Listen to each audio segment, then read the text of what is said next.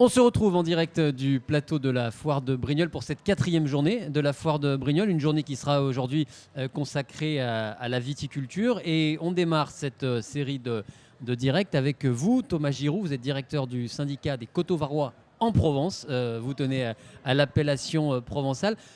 Présentez-nous un petit peu cette appellation Coteaux-Varois. Donc, bonjour, merci de nous accueillir. L'appellation Coteaux-Varois en Provence, on va dire, c'est la plus jeune des 3 grosses appellations de Provence, après les Côtes de Provence et les Coteaux d'Aix en Provence. C'est l'appellation la plus récente et la plus confidentielle, on va dire. C'est en gros 28 communes entre Saint-Maximin et Brignoles, et entre Ponteves et la Roquebroussanne. En gros, voilà, c'est vraiment le centre Var. 80 domaines et caves coopératives. Et en hectares, c'est 3000 hectares si ça peut donner une ordre de grandeur. Et environ 18 millions de bouteilles produites tous les ans. Vous disiez c'est la plus récente des appellations. Ça date de quand, la création des Coteaux-Varois? Alors, on a passé toutes les strates, on était des vins de pays, on est devenu des VDQS, donc c'était une sorte de l'antichambre de l'AOC. Et l'AOC, on l'a eu en 93. Donc ça va faire 28 ans. Voilà. D'accord. Pour quelles raisons à l'époque, j'imagine que vous n'étiez pas aux commandes, mais pour quelles raisons à l'époque il y a eu cette volonté d'avoir une appellation à soi, une AOC qui soit vraiment hors, comment dire, voilà, qui ait sa propre vie? On va dire que l'AOC, ça a toujours été un peu le Graal de la viticulture, et que c'est souvent le label VDQS, vin délimité qualité supérieure, c'est souvent un label que provisoire. Et puis en plus, ce label était amené à disparaître. On l'a su très longtemps après, mais en gros, l'AOC, c'est quand même le gage de qualité. C'est un label qui est connu des consommateurs. Donc c'était aussi l'occasion de monter en gamme. Donc d'où la consécration par un décret de feu Pierre Bérégovoy. Vous donc disiez bientôt 30 ans d'existence pour cette appellation, Coteaux-Varois en Provence. Pour résumer en quelques mots la typicité des vins, on va être sur quelles caractéristiques particulières qui vont les différencier du reste du département? Alors on a quand même une identité, on va dire on a un peu des frères jumeaux, des triplés avec les Coteaux d'Aix en Provence et les Côtes de Provence. La petite particularité, on est plus petit, donc on est plus homogène. Et on a... Ça peut faire sourire, mais on a un climat un peu continental, semi-continental, on va dire, puisqu'on est bordé au sud par la Sainte-Baume, et donc on est coupé des influences maritimes. Là, vous le voyez, on est à Brignoles. Ce matin, il faisait 5 degrés. Oui, je vous rassure que oui, on s'en est rendu compte ce matin à donc on n'est l'installation. pas à la Londe, on n'est pas à Fréjus. On a en fait, en gros, une moyenne d'altitude à 300-350 mètres, des amplitudes thermiques très marquées entre le jour et la nuit, entre l'été et l'hiver, et on a des sols quasiment exclusivement calcaire. Donc on a des vins qui ont un peu plus de fraîcheur que ce qu'on peut avoir par exemple sur la côte. Donc des vins qui de l'acidité, mais l'acidité il en faut. Il n'y a pas d'acidité, pas de grand vin sans acidité. Donc ce qui marque l'appellation, c'est un peu tous ces points-là. Et surtout, on a un remarquable, on verra dans la dégustation tout à l'heure, mais on a un équilibre entre la rondeur et l'acidité. Et ça, c'est un marqueur de l'appellation. On a l'impression qu'on a un peu de sucre dans nos raisins, dans nos vins. Analytiquement parlant, c'est pas le cas, mais on a quelque chose qui dit revenez me goûter. Avec cette pointe d'acidité à la fin, c'est un peu acidulé. Avec une amplitude climatique, on l'imagine, et un risque d'exposition au gel plus important, donc une manière différente, j'imagine, de préparer, de traiter la vigne. Effectivement, le gel nous a impacté un peu comme toute la viticulture française. Donc c'était début avril.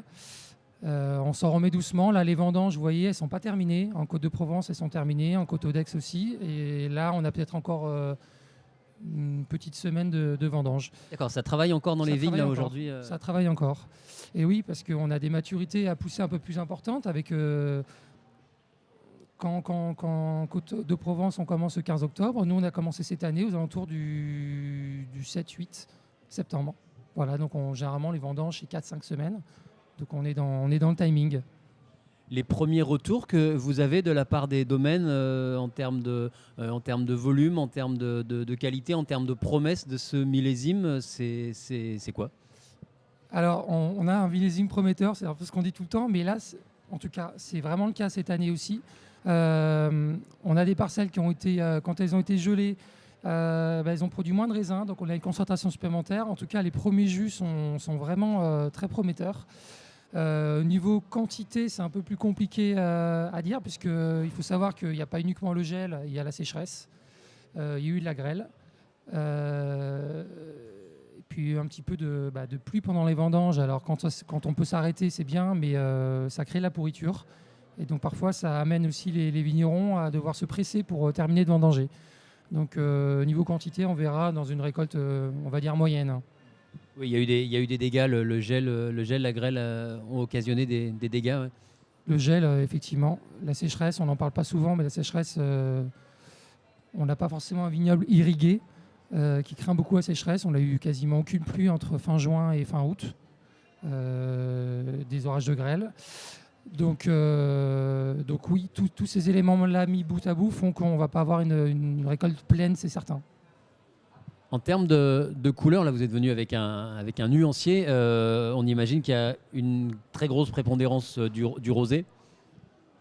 Effectivement, on fait 93% de rosé, 3% de blanc et on va dire entre 4 et 5% de rouge. C'est une tendance qui s'affirme depuis une dizaine d'années et là on a vraiment atteint un plafond, alors peut-être pas un plafond de verre, mais 93% c'est plus que les appellations voisines. Le nuancier montre aussi qu'on a des rosés très pâles avec du pressurage direct, mais on a également une autre manière de faire du rosé avec de la macération pelliculaire, donc on a des rosés un peu plus tirant sur le grenadine, un peu plus soutenus. Voilà. Et en gros, ça fait 3% de blanc depuis 15-20 ans. Et c'est le rouge qui décroît un peu, mais on a des opérateurs qui croient fermement au rouge. Le rouge, c'était quand même l'histoire de l'appellation a débuté avec le rouge. On est en coteaux avec des rendements un peu plus faibles. On peut faire d'excellents rouges. On a d'excellents rouges aujourd'hui. D'accord, effectivement, quand on pense VAR depuis 10-15 ans, voilà, on imagine des rosés très pâles et le public, c'est ce que aussi recherche le public, mais il y a aussi, j'imagine, une éducation à faire, des efforts de pédagogie pour montrer toute la diversité, toute l'étendue de cette palette. Alors, le rosé, je ne crois plus qu'on entende aujourd'hui, même à la Maison des Vins, des personnes qui rentrent qui disent que le rosé n'est pas du vin. Je crois que cette fausse idée a heureusement disparu. Les gens viennent pour comprendre comment se fait du rosé, comprendre la couleur, comprendre les nuances. Donc on est là pour leur expliquer. Au sein de la filière, on a l'interprofession qui est là aussi pour communiquer et promouvoir les appellations et notamment le rosé. On a un centre technique qui s'appelle le Centre du Rosé qui est là aussi pour essayer de trivialiser un peu les propos et développer l'idée de vin de qualité autour du rosé. Donc, on s'aperçoit aussi que les gens sont demandeurs aussi. On avait peut-être les rosés d'apéro avant. On a de plus en plus de rosés de gastronomie qui font absolument pas tâche tout au long d'un repas. Sur du fromage, sur des poissons. Et c'est pas uniquement avec de la ratatouille ou un apéro. Et ça, voilà. Ça, c'est effectivement du temps, mais on s'aperçoit qu'ils comprennent maintenant le rosé. Alors les coteaux varois en Provence sont présents au cœur de la foire de Brignoles, là dans le pavillon des innovations. Vous avez un stand assez important avec des producteurs qui sont mis en avant chaque jour. Quelles sont les raisons de votre présence ici? Vous parliez de pédagogie, de contact avec le public. Pour quelles raisons vous avez installé ce stand au cœur de la foire? Alors, la première raison, j'allais dire, c'est que donc, la maison, le syndicat, l'appellation est à la Selle, mais là on est à Brignoles. Et Brignoles, c'est le cœur de l'appellation. Donc la foire de Brignoles, c'est un événement incontournable, on ne peut pas ne pas y être. Ça, c'est la première raison. La deuxième raison, c'est qu'au lieu de... D'ailleurs, certains vignerons ont fait le choix, ils sont au village des producteurs. Mais là, ce qui est représenté, c'est toute appellation via sa maison des vins. Alors la maison des vins, c'est une vitrine. C'est quasiment 80 domaines qui sont représentés. C'est une porte d'entrée dans le vignoble. Hein. Si vous voulez, je vous disais, il y a 28 communes, mais si vous n'avez pas le temps, vous êtes touriste, de faire les 28 communes, vous venez chez nous, vous avez quasi l'intégralité des vins de l'appellation. Ça, c'est la première raison. C'est aussi la possibilité de promouvoir et de présenter l'appellation, ces cépages, et pas uniquement à travers ces domaines et ces caves, mais c'est, on va dire, le décret d'appellation. On est aussi là pour trivialiser et expliquer ce que c'est que l'appellation. Aujourd'hui, c'est 12 cépages, 7 en noir, 5 en blanc. Il y a des cépages interdits, pourquoi certains sont autorisés, quelle technique de taille, enfin voilà, tout ça, c'est possible dans le stand de la Maison des Vins derrière nous. Voilà, il y a différents niveaux de lecture, c'est-à-dire que l'amateur simple, entre guillemets, va se faire plaisir, déguster. Et puis quand on est un petit peu plus curieux, un petit peu plus technique, on peut aussi en savoir plus sur, j'imagine, le traitement de la vigne, la taille, les assemblages. Vous avez une petite équipe qui est prête à répondre aux questions. Exactement. Et l'autre intérêt majeur, c'est que là, on a fait le parti pris de dire que tous les jours, on a une vingtaine de cuvées, on va dire 7-8 domaines différents présentés. Bon, c'est fait de la logistique, je ne vous le cache pas. Mais en revanche, ça veut dire que tous les jours, vous dégusterez des vins différents. Et on promeut pour chaque domaine et cave tout à couleur, blanc, rosé, rouge. Donc ça fait énormément de choix pour les vins. Et quand on est à côté de Roland P, ils veulent boire un verre au restaurant, selon ce qu'ils ont pris, selon leur goût, on est capable de leur présenter, leur proposer un vrai panel. D'accord, vous avez presque un sommelier à domicile qui vient vous conseiller. Voilà, parce que chez vous, on déguste, mais on peut aussi acheter des vins au verre, à la bouteille. Exactement, vous pouvez repartir avec des cartons. Alors, on n'a pas énormément de stock, mais vous voulez une bouteille, la ramener chez vous. Vous avez la possibilité sur notre stand. Après, c'est une dégustation. Si c'est un vin au verre, tout est envisageable. Vous évoquiez rapidement tout à l'heure le tourisme.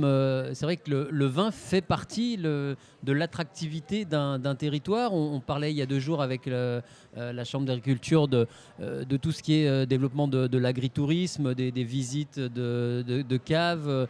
Comment vous vous inscrivez là-dedans? Comment les Coteaux Varois en Provence accompagnent les viticulteurs qui veulent se lancer dans l'agritourisme? Alors, c'est vrai qu'il y a souvent des démarches individuelles menées par tel domaine ou telle cave. Nous, on est sur, j'aime beaucoup ce terme, on est sur une Provence intimiste. On n'est pas sur la Provence un peu matuvé, un peu bling-bling, qui peut avoir cette idée-là dans le sud. C'est une Provence où on prend le temps de... C'est vrai que 28 communes, finalement, ça se fait les temps de trajet sont longs. Les routes sont sinueuses, étroites. Mais quand vous voulez dénicher un petit domaine sympa, on est en pleine nature, on est en Provence verte, on est en Provence calcaire, donc on prend le temps de visiter nos domaines. Certains ont fait le choix de l'œnotourisme, ça peut passer tout simplement par... donc on est sur beaucoup d'environnements. C'est-à-dire qu'on est dans une appellation où les vignerons croient au développement durable, parce qu'on a un site exceptionnel aussi. Hein. On a plein de montagnes de relief dans l'appellation. Ça peut être c'est beaucoup d'engagement en bio. C'est-à-dire que le bio et le HVE, donc la haute valeur environnementale, qui sont des concepts qui permettent justement de limiter les intrants, les produits phytosanitaires et de préserver l'environnement. Aujourd'hui, on est une appellation en moteur sur la question. On a quasiment... en 2023, on aura quasiment 50% de domaines en bio. C'est absolument considérable avec le HVE. Donc, on ne passe pas bio du jour au lendemain pour des raisons marketing ou autres. Il faut y croire. Donc, on les accompagne sur leur éventuelle conversion. Et puis, pour tout le reste, ça va être... ça peut être des circuits, ça peut être un marathon La Provence Verte qui a lieu chez nous depuis 2-3 ans pour visiter le vignoble. C'est énormément de dossiers qui ont été ouverts sur la question. Oui, cette question du bio, au-delà de l'affichage, c'est quelque chose quand vous échangez avec des clients, avec des amateurs qui revient de plus en plus et qui parfois fait levier d'achat. Aujourd'hui, il y a certains clients qui n'imaginent pas acheter autre chose que du bio. Exactement, que ce soit des consommateurs ou même des restaurateurs, hein, du CHR, des cavistes. Donc la biodiversité, il faut la préserver. La ressource en eau aussi, parce que finalement la haute valeur environnementale permet aussi de protéger ces préceptes-là. C'est pas uniquement les intrants et les produits qu'on met, c'est vraiment la biodiversité et également l'irrigation. Puisque bon, voilà, cette année encore, on a la sécheresse qui a sévi de manière très forte. Donc oui, à prix équivalent ou même un petit prix un peu supérieur, les gens vont sur le bio, tout à fait. Vous parliez d'une appellation de chemin de traverse, un peu, d'une appellation qu'il faut se donner l'effort, il faut faire l'effort de la découvrir, de sortir un peu des sentiers battus. J'ai envie de vous renvoyer un peu à l'image bling bling quand quelqu'un comme, on l'a vu il y a quelques mois, comme George Clooney s'installe ici. On a parlé évidemment il y a quelques années de Brad Pitt aussi. Même si vous n'êtes pas dans ce positionnement un peu people, un peu bling bling, c'est quand même un levier important d'attractivité, de visibilité pour vous. Vous en jouez un peu aussi? Bien sûr, on accepte, j'allais dire, tout le monde. Et après, si ça fait parler sur l'appellation, tant mieux. On a par exemple, je pense à un domaine comme Château Marguis à Châteauvert, donc c'est Georges Casse. Et ce qui est intéressant de voir avec d'autres grands noms qui ne sont pas forcément des noms du showbiz, mais c'est que il y a aussi des capitaines d'industrie moins visibles. Exactement. Et ce qui est très heureux à entendre, c'est que certains croient en l'appellation Coteaux-Varois en Provence. Justement, ils se disent qu'on a une appellation qui est un peu plus méconnue, avec un niveau de qualité homogène et un niveau de qualité moyen qui est élevé. Et ils se disent, on ne veut peut-être pas être noyé dans cette grande appellation Côte-de-Provence et tirer notre épingle du jeu avec une appellation un peu plus confidentielle et plus petite. Ils le souhaitent. Donc certains croient vraiment et ont décidé de s'implanter en Coteaux-Varois en Provence parce que c'était du Coteaux-Varois en Provence. Alors les Coteaux-Varois en Provence seront donc évidemment au cœur de cette journée viticole. Là, tout à l'heure, dans 15-20 minutes, vous allez animer une dégustation au cœur du pavillon des innovations sur justement les typicités, les caractéristiques particulières des vins de cette appellation. C'est une dégustation qui va s'adresser au grand public. Présentez-nous un peu, qu'est-ce que vous allez leur montrer, leur faire déguster à ces dégustateurs? Alors, on va essayer de leur faire déguster. On a 3 quarts d'heure, peut-être au moins 2 rosés, un blanc et peut-être, on verra si on a le temps, vers 2 rouges, un avec barrique et un sans barrique. L'idée, c'est de leur montrer qu'on peut avoir des rosés excellents pour l'apéritif, mais pas que. C'est des rosés bien construits, aromatiques. Et puis il y a des rosés qui sont peut-être plus sur la finesse de gastronomie, qui peuvent tout à fait accompagner, comme je disais tout à l'heure, un repas. Ne pas oublier les blancs, même si on ne vaut que 3%, on se rend compte que cette couleur-là, on y est attaché de la même manière. Présenter aussi plus généralement la manière de faire du rosé, puisque on nous dit toujours, est-ce que le rosé c'est un mélange de rouge et de blanc? On va leur répondre que non, et leur expliquer peut-être les deux manières principales de faire du rosé.